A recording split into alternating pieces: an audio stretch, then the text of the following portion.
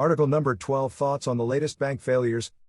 It has been a really interesting week on the financial front, so I wanted to take a break from my normal focus on syndications and talk about what has happened so far, what seems to be happening in the short term, and some possible long-term implications.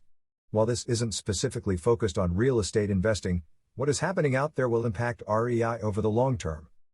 This is a long post, so you may want to grab a cup of tea before you get started. A caveat before sharing my thoughts.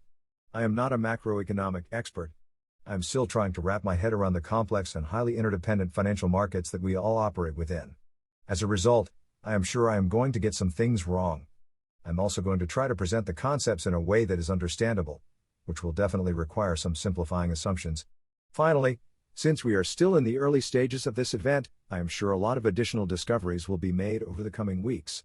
Hopefully, in 6 months, things will be much clearer than they are now. But right now, we need to make decisions about what to do and what not to do on the information we have. Let's start with the big event. For those that haven't been paying attention to the financial market, Silicon Valley Bank, also known as SVB, failed March 10th, the second largest bank failure in history. Silvergate Capital was seized by federal regulators March 12th, and First Republic and Credit Suisse banks had to be bolstered or they would have also failed, and are still having problems. In the most basic sense, the problem SVB faced is a simple run on the bank. In the case of SVB, their primary account holders were companies in Silicon Valley, holding large deposits, who started pulling all of their money out of the bank based on rumors the bank was not in a stable financial position. As a reminder, when account holders put money into a bank account, the bank invests it elsewhere. The banks make money on the difference between what they pay the depositors and what they get on their investments. But this means that the bank doesn't have immediate access to all of the deposits at any given point in time. SVB invested the money in safe and secure 10-year Treasury bills, also known as T-bills, backed by the U.S. government. That isn't a problem if they were able to hold the T-bills to maturity, since they would have gotten their money back at the end of the 10-year period. But, when account holders started withdrawing the money from their accounts as part of the bank run, SVB needed to sell those T-bills in order to pay them.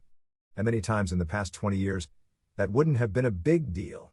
They would have either made or lost a little bit of money, but nothing that would have really affected the bank's stability. However, most of the T-bills they own were purchased over a year ago, before the Federal Reserve, also known as the Fed, started raising rates.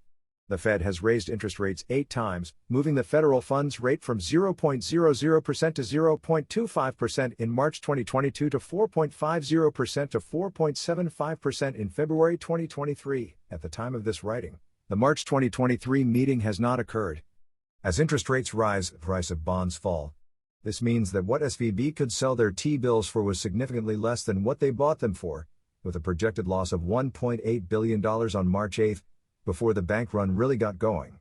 The losses caused by selling the bonds, forced by unexpectedly high withdrawals, the bank run, are what ultimately forced the bank to fail. Other banks were starting to feel the ripple effect of this as people moved money out of smaller banks into the banks that were considered too big to fail. Without any additional action by regulators, these withdrawals would have caused the smaller banks to fail for the same reason. No bank has enough reserves to liquidate all of their deposits at one time, since most of the bank's money is invested in assets. To calm the markets, the Fed stepped in and created an emergency fund that banks could borrow from, basically at no cost, using the par value of the bonds they hold as collateral. They have also guaranteed the deposits held at the banks that have failed, ensuring the account owners will get full access to their funds. Since the Fed can effectively print an unlimited number of dollars, they can cover any crises. For now, at least, that guarantee appears to have mitigated the threat of additional bank runs forcing more bank failures. There are still liquidity issues facing the banks, but again the Fed has stepped in as a lender of last resort and is providing the banks all of the funds they need to meet their customers' demands. While it is easy to think that this means the crisis is over, it isn't that simple. This isn't just about what is happening today, but how it affects the broader financial system. The current crisis was created by falling bond values driven by an increase in the Fed's fund rate. The bond market is much larger than the stock market, and significant changes in bond valuations have a far-reaching impact. You can see this looking at the UK pension fund crisis caused when raising rates in England, impacting the ability of the pension funds to meet their obligations. The reason the Fed has been raising rates is to try to tamp down inflation, which has been as high as 9% recently and is still at least 6%. With the Fed's target of 2%, they have a long way to go before they consider inflation in control. If the Fed stops raising rates, they risk inflation continuing or accelerating. If the Fed keeps raising rates, the bond market will fall even further. I'm not going to try to predict what they will do. They are definitely in a hard position. I know some people are predicting they will drop the rates, while others are predicting the rate hikes will continue. We should have a better idea of their stance after their meeting next week. If they keep raising rates, banks will need more loans as the value of their bonds continue to drop. By providing no-cost loans to the banks, they are effectively increasing the money supply by printing new money to cover the loans. This increase in money supply is, by definition, inflationary. However, it is likely to impact the economy in a different way than the current inflation, since the money isn't going directly to people who will spend it. I am not exactly sure what this would look like, but it may be similar to the asset inflation that we have seen over the past decade. With all that context, what should you do now? As I mentioned, I am not an expert in this area. However, my perspective.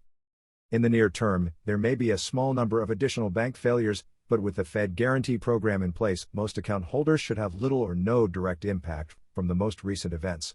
As a result, there isn't a driving reason to switch banks unless you want to. If you don't like your current bank, you should consider one of the big banks for security. You should also consider moving money into multiple banks if you have more than $250,000 in your accounts, just to be safe.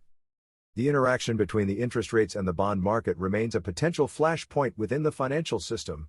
Robert Kiyosaki, author of Rich Dad, Poor Dad, has been warning about the fragility of the bond market for a while.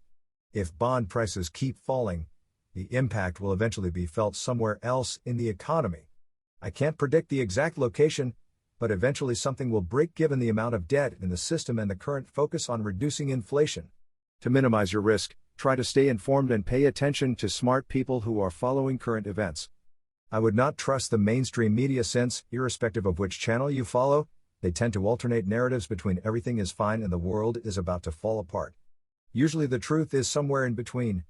I leverage my network here since I can ask questions of people who have spent a lot more time than I have diving deep into this area. Get around smart people with different perspectives and ask questions. Inflation doesn't look like it is going to go away anytime soon. Irrespective of what the Fed does on interest rates. Eventually, as other countries continue to be impacted by the inflating dollar, the US dollar will lose its unique reserve currency status. What it will be replaced by, I can't predict, but there is some evidence of this happening already, with oil being traded outside of the petrodollar. That said, I don't see the US dollar collapse imminent, as there really aren't better choices right now. There are always people who raise concerns of hyperinflation and the complete collapse of the dollar, but that isn't my most pressing concern at the moment.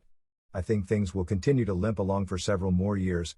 Eventually the dollar will be replaced by something else as the world's reserve currency, as no currency survives indefinitely, but I don't see that happening in the next few years.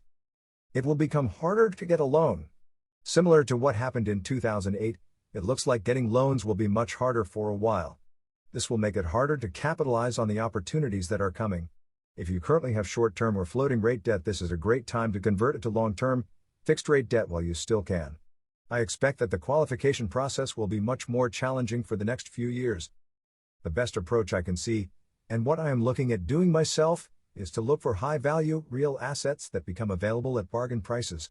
I am particularly excited about the potential opportunities in commercial real estate over the coming years. Real estate tends to be a great inflation hedge as both the value of the property and the cash flow typically increase along with inflation. And if the property is purchased using fixed-rate debt, the loan payments remain constant while income increases and the loan is paid back with dollars worth less. If you are paying attention and not afraid to make a move, this can be a great time to invest. Ken McElroy often credits the moves he made during 2008 to 2010 with establishing his fortune. This might be our time to shine. Gold and silver can also be good long-term stores of value, but I don't consider them investments and don't really recommend most people go out and buy them. The prices fluctuate a lot. Silver is up over 10% this week, and there is a big buy-sell spread, so buying and selling without a long-term plan often doesn't work out well. If you have any questions about this post or want to discuss this topic further, please email them to me at blog@mbcray.com or add your comments on LinkedIn. This article is my opinion only. It is not legal, tax, or financial advice. Always do your own research and due diligence.